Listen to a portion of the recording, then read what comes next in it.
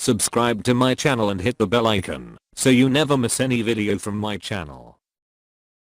وہ کہنے لگے اگر حدیث میں دکھا دو کہ نبی کی زبان مبارک پر علی ولی اللہ کا کلمہ جاری ہوا، کبھی سرکار نے یہ ترکیب بھی بولی ہو، عربی زبان کا یہ جملہ علی ولی اللہ، اگر نبی کی زبان مبارک پر یہ جملہ آیا ہو میں شیعہ ہو جاؤں گا۔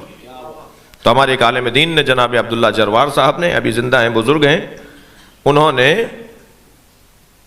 روڑی میں مناظرہ قبول کیا، روڑی میں مناظرہ ہوا، اور اہل سنت کی کتاب ہے، بچے نام نوٹ کریں، فرائض الصمتین، علامہ الجوینی کی کتاب، سینکڑوں سال پرانے سنی محدث، سنی عالم دین، ہمارے عزیز، ہمارے بھائیوں کے عالم دین۔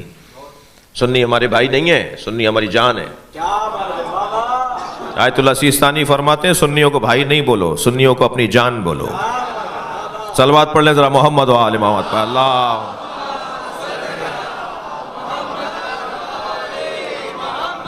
ہم اس ملک میں سنی شیعہ ہم سب ساتھ رہتے ہیں، مجلسوں میں بھی سب آتے جاتے ہیں۔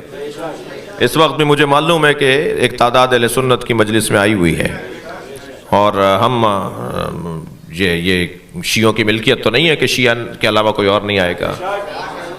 عزاداری امام حسین کی عزاداری شیعوں کی ملکیت نہیں ہے، امام حسین کی عزاداری شیعوں کی ملکیت نہیں ہے، شیعہ مالک نہیں ہے عزاداری کے، شیعہ امام حسین کی عزاداری کے نوکر ہیں، اور نوکروں کو اپنی اوقات میں رہنا چاہیے،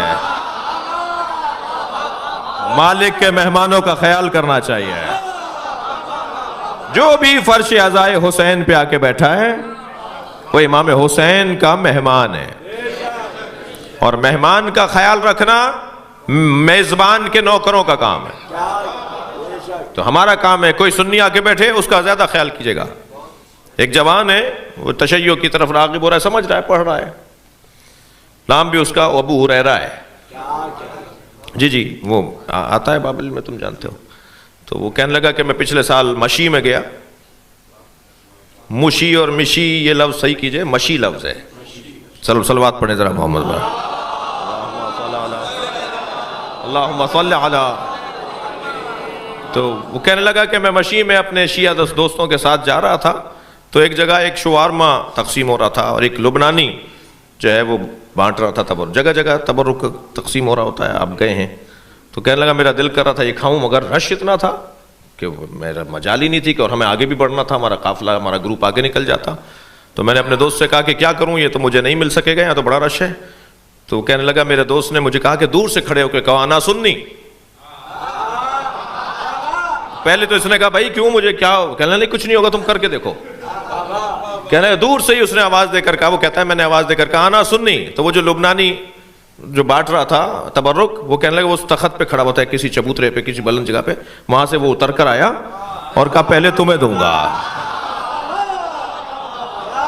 تو اگر کبھی ہمارے مجلس میں کوئی غیر شیعہ آ کے بیٹھے تو میں اپنے جوانوں سے گزارش کر رہا ہوں، نیاز آپ بعد میں کھا لیجئے گا، اسے پہلے کھلائیے، اس کا خیال پہلے کیجئے۔ اچھا یہ کوئی کارنامہ نہیں ہے کہ خود بنائی خود کھا لی،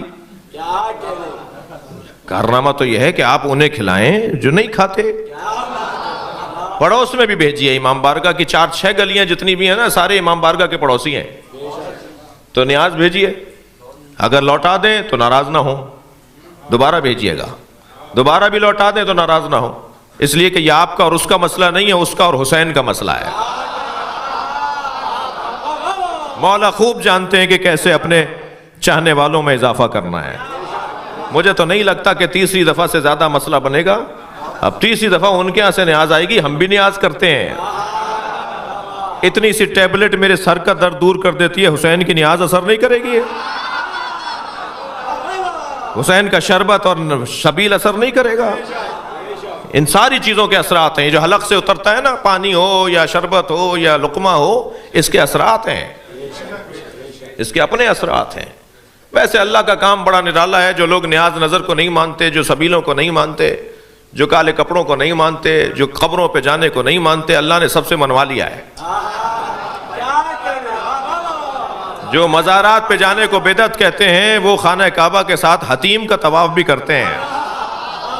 وہ ناٹی سی دیوار، چھوٹی سی دیوار جہاں پر نالا گرتا ہے حتیم، اس کا طواف بھی واجب ہے. کوئی شارٹ کٹ مار کے کعبے کا طواف کر لے اور اسے چھوڑ دے، اس کا عمرہ باطل ہے، اس کا حج باطل ہے. اس چھوٹی دیوار کا طواف بھی کرنا ہے. وہ کعبہ تو نہیں ہے، وہ حضرت ہاجرہ اور حضرت اسماعیل کی قبر ہے. تم نہیں مانو، میں طواف کرواؤں گا. جو سبیلوں کو نہیں مانتے وہ زمزم لالا کے بانٹتے ضرور ہیں. یہ نہ مانے میں منواؤں گا. جی توجہ کر لیا آپ نے؟ تو مجھے اور آپ کو بڑے پیار سے، محبت سے، یہ چھوٹی چھوٹی باتیں ہیں لیکن ان کی طرف توجہ کی ضرورت ہے.